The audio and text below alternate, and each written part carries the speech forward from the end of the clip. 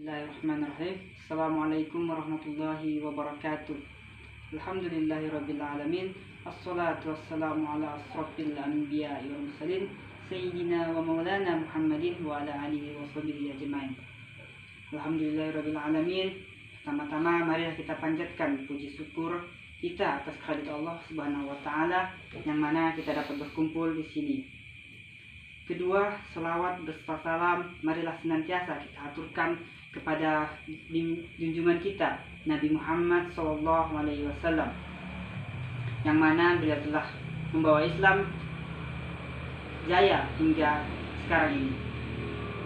Hadirin yang dirahmati Allah Subhanahu wa taala, baiklah pada kesempatan kali ini saya ingin menyampaikan sedikit ceramah mengenai zakat sebagai bentuk kepedulian sosial. Hadirin yang dirahmati Allah, zakat ialah salah satu kewajiban yang harus ditunaikan oleh setiap muslim. Hal ini dicantumkan pada Quran surah Al-Baqarah ayat 43 yang berbunyi, A'udzubillahi minasyaitonirrajim. Bismillahirrahmanirrahim. Wa aqimus shalah wa atuz zakah warka'u ma'ar raki'in. Yang artinya, dirikanlah salat dan tunaikanlah zakat dan rukulah berserta orang-orang yang ruku. Jadi hadirin yang dirahmati Allah, zakat ialah kewajiban bagi orang yang telah diberi kecukupan atau kesanggupan untuk membayar zakat. Dan bagi orang yang tidak mampu memenuhi kebutuhannya, maka ia berhak untuk menerima zakat. Di antaranya yang berhak untuk menerima zakat ialah fakir, miskin, amil, kemudian orang yang sedang musafir, budak, dan hamba sahaya. Nah, di antara hikmah yang Allah perintahkan dalam diperintahkannya atau diwajibkannya zakat ini ialah untuk membantu sesama, meringankan beban orang-orang yang kurang dalam hal kebutuhan, misalnya sedikit kekurangan harta atau yang kita sebut dengan fakir atau miskin. Dalam hal ini Nabi Muhammad menjelaskan bahwa orang-orang yang tidak peduli terhadap sesama, maka ia bukan termasuk umatnya. Sebagaimana beliau menyampaikan bahwa orang-orang yang merasa dirinya kenyang sepanjang malam, sedangkan tetangganya telah kelaparan, sedang ia mengetahuinya. Jadi ketika seseorang yang mempunyai kecukupan harta diberi kekayaan, maka ia berhak untuk mengeluarkan zakatnya. Dan secara umum zakat itu dibagi menjadi dua, yaitu zakat fitrah dan zakat mal. Yang pertama zakat fitrah, yang dimana zakat fitrah ini dikeluarkan pada bulan Ramadan sebelum khatib naik ke mimbar untuk khutbah. Selanjutnya ia dikeluarkan sebesar 2,3 kilo makanan pokok atau sekitar 3 liter jika dihitung menggunakan liter.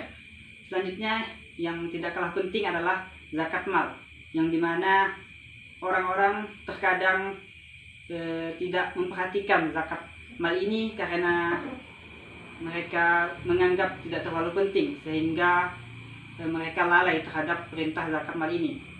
Yang dimana zakat mal ini perlu kita ketahui bahwa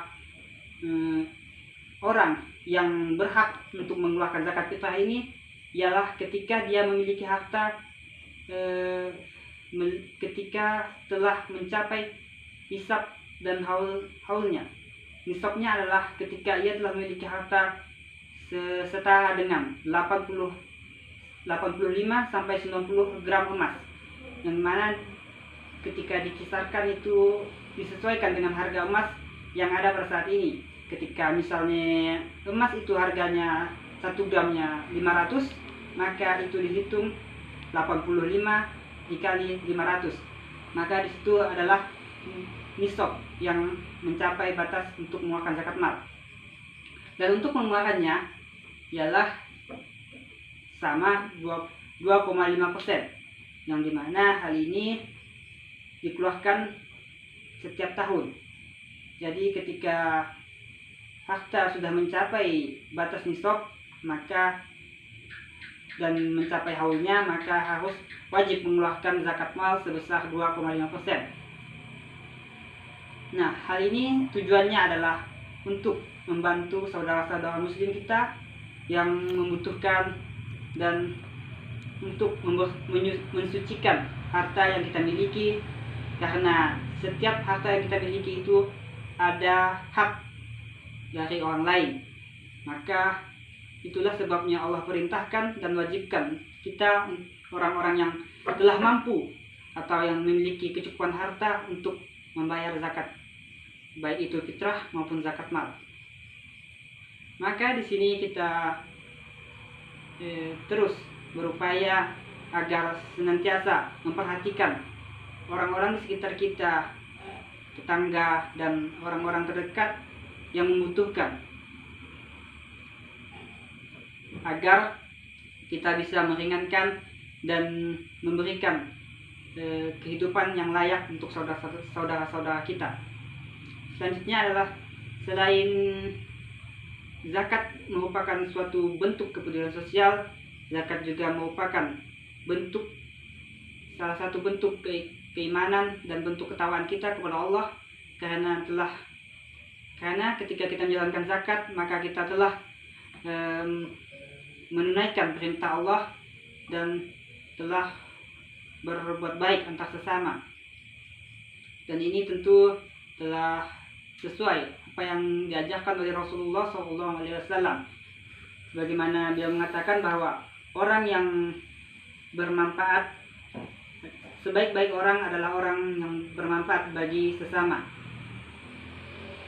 Baiklah, para hadirin yang dirahmati Allah Subhanahu wa taala,